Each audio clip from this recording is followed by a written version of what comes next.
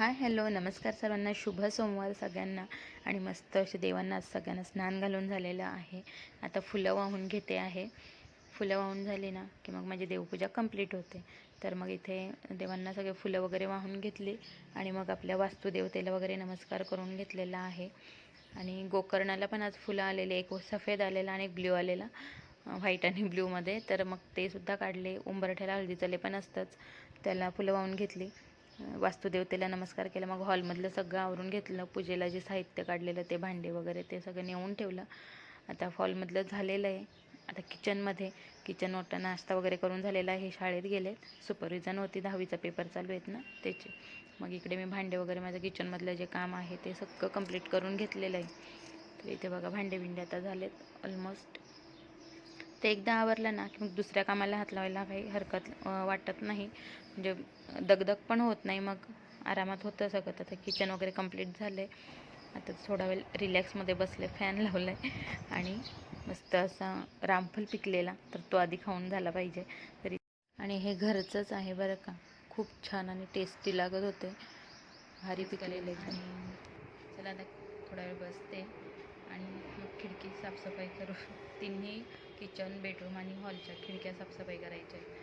तर साफसफाई चालूच आहे घरातली. आणि प्रत्येक कशी महिन्याला तुम्ही नेहमी ऐकत असाल माझ्याकडनं की अमावस्येला घरातल्या जाळ्या जळमट्या वगैरे मी काढत असते, साफसफाई करत असते.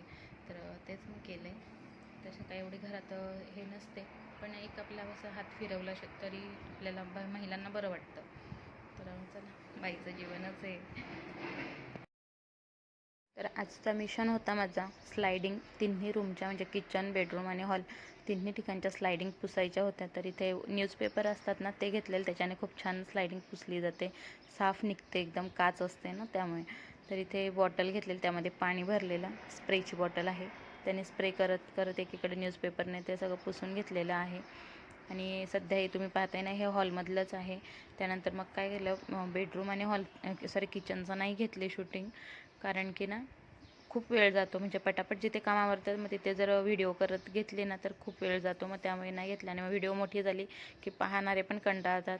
आणि इथे मग सगळ्या पूर्णपणे बघा दोन्ही बाजूने, म्हणजे आतून बाहेरून झालेली साफसफाई करून.